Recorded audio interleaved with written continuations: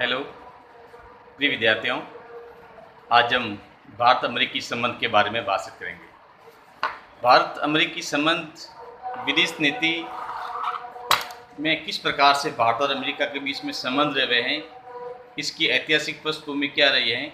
और द्वितीय विश्व युद्ध के बाद में विश्व पटल पर किस प्रकार की एक विचारधाराओं का जन्म लिया था और साम्यवादी और पूंजीवादी गुटों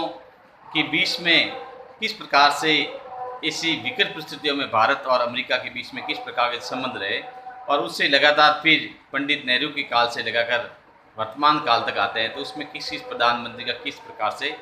योगदान रहा है। तो आज हम विशेष करके भारत और अमेरिकी विदेश संबंध के बारे में, इसकी ऐतिहासिक पृष्ठभूमि के बारे में बातचीत करेंगे और उसके बाद में भारत के प्रथम प्रधानमंत्री पंडित जवाहरलाल नेहरू के समय में किस प्रकार से भारत और अमेरिका के बीच में एक संबंध स्थापित हुए थे, यहाँ इनका किस प्रकार से एक वैदेशिक विदेश नीति का वैदेशिक संबंध था, उसके बारे में बातचीत करेंगे। द्वितीय विश्व युद्ध से पूर्व अमेरिकी पृथकतावादी नीति को अपना रहा था, यानी अपने आप को एक अलग प्रकार से एक शक्तिशाली राष्ट्र के रूप में उभर कर सामने विश्व पटल पर लाना चाहता था। चीन और जापान के अलावा अमेरिका को किसी ऐसे देश में इस प्रकार से उस समय रुचि नहीं थी। भारत की स्थिति के बारे में अमेरिका पहले से ही जानते थे। भारत की गरीबी, अशिक्षा, अंधविश्वास इत्यादि के बारे में अमेरिका ने भारत के बारे में कई कहानियाँ पढ़ चुके थे और विशेषकर इनका एक पूर्वाग्रह था कि भारत के बारे में कि भारत एक पिछड़ा हुआ एवं विकासशील देश है और ऐसे इसलिए उनको मालूम था कि भारत के साथ में विशेष अच्छे संबंध से अमेरिका को ज़्यादा विशेष फायदा नहीं होगा। और उस प्रकार से उन्होंने मिस मेयो की पुस्तक मदर इंडिया में इस प्रकार का जो वृत्तांत है वो सुन रखा था। लेकिन 1893 में स्वामी विवेकानंद का जो अमेरिकी यात्रा हुई थी और उस अमेरिकी यात्रा में शिकागो शहर में विश्व सर्व धर्म सम्मेलन जो आयोजित किया जा रहा था और उस समय विश्व सर्व धर्म सम्मेलन में भारत की ओर से स्वामी विवेकानंद गए थे और उनकी जो भेंट थी हार्वर्ड यूनिवर्सिटी के विख्यात प्रोफेसर जॉन हेनरी राइट से हुई थी। और जॉन हेनरी राइट ने ये अमेरिकी विश्वविद्यालय के प्रोफेसरों को ये बताने का या उस सभा को बताने का प्रयास किया था कि विवेकानंद के पास में बहुत से ऐसे हमारे जो यूनिवर्सिटीज़ के जो प्रोफेसर हैं उनका एक सम्मिलित उनके पास में ज्ञान का खजाना है। तो ऐसी स्थिति में उनके एक सिफारिश के आधार पर उनको विश्व धर्म सम्मेलन में एक बोलने की अनुमति मिली थी और उन्होंने उस समय भारत के एक महान एक आध्यात्मिक दर्शन एवं धर्म की जो एक परिभाषा दी थी, किस प्रकार से उन्होंने अपने संबोधन में कहा था कि प्यारे अमेरिकन बहनों और भाइयों। तो उस प्रकार से उस संबोधन के आधार पर जिन्होंने एक बहुत लंबा विस्तृत एक धर्म संसद में अपना जो एक भाषण दिया था, उसके बाद में धीरे धीरे भारत की जो पहचान है अमेरिका को लगा था कि हाँ वास्तव में जो भारत के पास में इस प्रकार से एक ऐतिहासिक दस्तावेज है।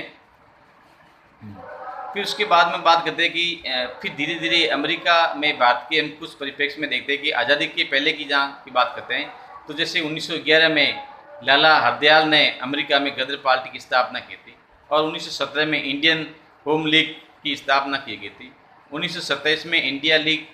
की स्थापना भी अमेरिका में की गई थी और 1943 में भारतीय संविधानता राष्ट्रीय समिति की स्थापना वाशिंगटन में हुई थी और नेहरू द्वारा अमेरिकी साम्राज्यवाद की एक प्रशंसा भी की गई थी। तो इस प्रकार से धीरे धीरे हम ऐतिहासिक पृष्ठभूमि में देखते हैं कि इस आधार पर धीरे धीरे अमेरिका धीरे धीरे भारत की ओर एक अपना रुख करने का प्रयास कर रहा था। अमेरिकी राष्ट्रपति स्वर्गीय रूजवेल्ट द्वारा भारत की स्वाधीनता ये तो इंग्लैंड पर दबावकारी भी नीति अपनाई गई थी। हालांकि उसमें ये देखा जाता है कि पूर्ण रूप से तो उसमें सम्मत नहीं था, फिर भी अमेरिका चाहता था कि उपनिवेशवाद, क्योंकि अमेरिका स्वयं एक उपनिवेशवाद का शिकार हुआ था, ऐसी स्थिति में वो चाहता था कि उपनिवेशवाद की जो नीति है वो किसी भी दृष्टिकोण से सही नहीं है। तो ऐसी स्थिति में उन्होंने भारत को आज़ाद करवाने के लिए इंग्लैंड पर दबाव भी डाला था। तो इससे भारत के प्रति एक सहानुभूति का वातावरण तैयार हो गया था और हालांकि अमेरिका को ऐसी स्थिति में ब्रिटेन से नाराज़गी का भी सामना करना पड़ा। फिर 1943 में भारत में एक बहुत बड़ा एक महाकाल हम कह सकते हैं कि विभीषिका हुई थी भारत में, जो महाकाल हुआ था, महाअकाल पड़ गया था यहाँ पर। और ऐसी स्थिति में यहाँ पर करीब 30 लाख के आसपास जो लोग हैं वो भूख के कारण मर गए थे, यानी कि खाद्यान्न संकट हमारे पास में आ गया था। और ऐसी स्थिति में हमने कई बार अमेरिका से खाद्यान्न संकट को दूर करने के लिए निवेदन भी किया था, लेकिन बात को कोई ज़्यादा विशेष सफलता नहीं मिली थी। 1946 में भी वही एक देश में बहुत बड़ा एक अकाल जैसी स्थिति पैदा हुई थी, और उसमें भी अमेरिका की ओर से कोई विशेष सहयोग नहीं मिला था। एशिया महाद्वीप में चीन की जो साम्यवादी नीति के कारण अमेरिका का रुख जो भारत के प्रति एक मित्रता के रूप में थोड़ा सा इनको लग रहा था कि अगर एशिया महाद्वीप में अगर चीन की जो साम्यवादी विचारधारा की जो नीति है अगर वो ज़्यादा फैल गई तो इसको रोकने का एक ही सहारा होगा, और वो इसका एक विकल्प के तौर में वो भारत हो सकता है। तो ऐसी स्थिति में जब द्वितीय विश्व युद्ध के बाद में जब साम्यवादी ताकतें धीरे धीरे अपना साम्राज्य विस्तार करने लगी, और ऐसी स्थिति में एशिया महाद्वीप में विशेषकर जब चीन का हस्तक्षेप बढ़ने लगा, तो ऐसी स्थिति में अमेरिका ने भारत की ओर रुख किया, और उनको लगा कि कहीं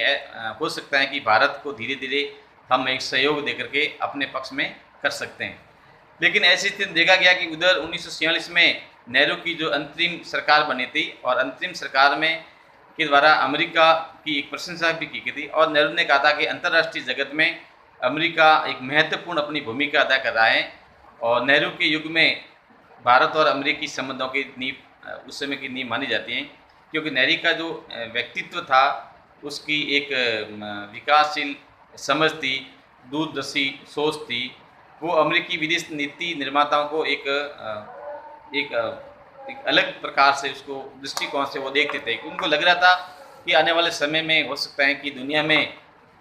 जब विकासशील देश अपनी प्रगति करेगा, तो और एशिया महाद्वीप में जब साम्यवादी गुट और पूंजीवादी गुटों की जो ताकतें एक शक्तिशाली के रूप में उभर कर सामने आएगी, तो ऐसी स्थिति में हो सकता है कि अमेरिका अगर वो चीन की साम्यवादी क्रांति को वहाँ रोकना होगा तो भारत के साथ में मित्रता एक संभव है। तो इस प्रकार से उनको इस प्रकार की विधि लग रही थी। फिर नेहरू युग की हम बात करते हैं कि क्योंकि भारतीय विदेश नीति पर सबसे ज़्यादा जो प्रभाव पड़ा था वो पंडित जवाहरलाल नेहरू का ही पड़ा था, क्योंकि पंडित जवाहरलाल नेहरू की ही भारतीय विदेश नीति के निर्माता रहे, और वो जब तक प्रधानमंत्री रहे तब तक उनके पास में विदेश नीति भी उनके पास में रही थी। और उन्होंने भी, और आज भी हम देखते हैं कि बहुत सी ऐसी व्यवस्थाएं हैं जो आज भी भारतीय विदेश नीति पर नेहरू के काल की छाप आज भी देखने को मिलती हैं। तो उस समय की बात करते हैं कि अमेरिका साम्यवादी प्रसार को रोकना चाहता था, और ऐसी स्थिति में वो विशेषकर उनको लगा कि ऐसी स्थिति में उन्होंने विश्व में एक पहरेदार की भूमिका निभाई थी। और नाटो का जो निर्माण किया गया था, तो नाटो का निर्माण था उसका एक महत्वपूर्ण कारण ये था कि नाटो के निर्माण के आधार पर किस प्रकार से एक साम्यवादी जो विचारधारा है, साम्यवादी विचारधारा को किस प्रकार से रोका जाए। तो क्योंकि वो अपने आप को विश्व में एक पहरेदार के रूप में समझता था कि भाई विश्व के जितने भी जो देश हैं उस समय उपनिवेशवाद के शिकार से जो आज़ाद हुए थे, तो उनकी सुरक्षा करना या उसका संरक्षण करना वो अपनी एक विदेश नीति का पार्ट मानते थे। और उसके बाद में जॉन डलेस ने भी यहाँ तक कहा था कि जो हमारे साथ में नहीं हो हमारे विरोध है, यानी कि उस समय उन्होंने इसमें कहा था कि क्योंकि उस समय अमेरिका एक पूंजीवादी विचारधाराओं को एक प्रबल तरीके से आगे बढ़ा रहा था और साम्यवादी विचारधारा को रोक रहा था। तो उस समय कई ऐसे देश थे जो तटस्थ स्थिति में थे, यहाँ चीन की और उनका झुकाव था। तो ऐसी स्थिति में जॉन डलेस था, उसने कहा था कि जो हमारे साथ में नहीं हो हमारे विरोध में है। और भारत ने उस स्थिति में देखा कि भारत किसी की गुट के साथ में शामिल नहीं हुआ था, तो इसमें भारत के तत्काल प्रधानमंत्री ने एक तटस्थता की भूमिका निभाई थी।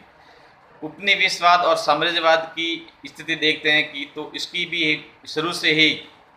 अमेरिका ने रंग भेद की एक आलोचना भी की थी, और भारतीय परिप्रेक्ष्य में देखते भी हमने भी इस प्रकार की जो एक रंग भेद की नीति थी तो उसको एक सिरे से खारिज भी कर दिया गया था। क्योंकि और आज़ादी के बाद में भी जो दक्षिण अफ्रीका में जैसे रंग भेद की जो नीति चली थी, काले और गोरे का जो भेदभाव था, तो उस काले गोरे भेदभाव को गांधी जी के द्वारा वहाँ पर एक असहयोग आंदोलन भी चलाया गया था। फिर गुट निरपेक्षता की जब बात करते हैं तो गुट निरपेक्षता एशिया महाद्वीप और अफ्रीका महाद्वीप के जो राष्ट्रों का एक प्रगतिशील संगठन था। क्योंकि जब द्वितीय विश्व युद्ध के बाद में नव स्वतंत्र जो राष्ट्र हुए थे, जो उपनिवेशवाद के शिकार से स्वतंत्र हुए थे, और ऐसी स्थिति में अगर वो राष्ट्र चाहते थे कि अगर हम साम्यवादी गुट के साथ में शामिल हो गए तो पूंजीवादी ताकतों से हमें लोहा लेना पड़ेगा, या हम पूंजीवादी यानी कि अमेरिका समर्थित राष्ट्रों के साथ में शामिल हो गए तो साम्यवादी राष्ट्रों से हमें कोई फ़ायदा नहीं होगा। तो ऐसी स्थिति में वो एक तो किसी भी इस प्रकार की जो ये शक्तिशाली जो नीतियाँ थी या सैनिक संगठन थे तो उसमें वो पढ़ना नहीं चाहते थे, और विशेषकर भारत का ये मानना था कि अगर वो शक्तिशाली गुटों के साथ में शामिल हो जाएगा तो ऐसी स्थिति में, क्योंकि हमारी जो स्थिति थी उसमें हम न स्वतंत्र हुए थे,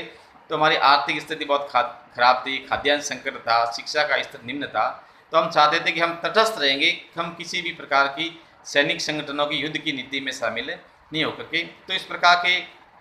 भारत ने एशिया महाद्वीप और अफ्रीका महाद्वीप के जो छोटे छोटे न स्वतंत्र राष्ट्र थे इनको संगठित किया था, और संगठित करके इनका एक नेतृत्व किया था, और दुनिया को उस समय लग रहा था कि भारत एक दुनिया की तीसरी देशों का जो नेतृत्व करने के लिए उभर कर आ रहा है।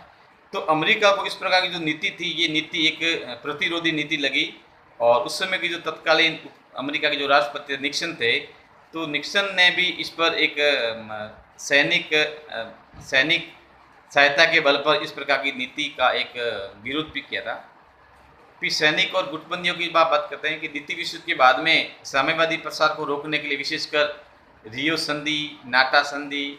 एंजस, सीटो संधियाँ आदि जो बनाई गई थी, और इनका जो उद्देश्य था, अमेरिका ने साम्यवादी को रोकने के लिए तो इस प्रकार के जो सैनिक संगठनों की स्थापना की थी, और इनके माध्यम से अमेरिका दूसरे जो देश थे उन देशों को एक आर्थिक सहायता देकर उनकी संप्रभुता पर हमला करे थे। तो भारत ने इस प्रकार की जो पॉलिसी थी उसका हमेशा एक खुलकर विरोध किया था,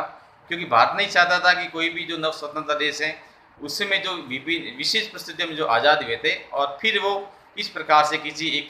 सैनिक संगठन में उलझ जाए।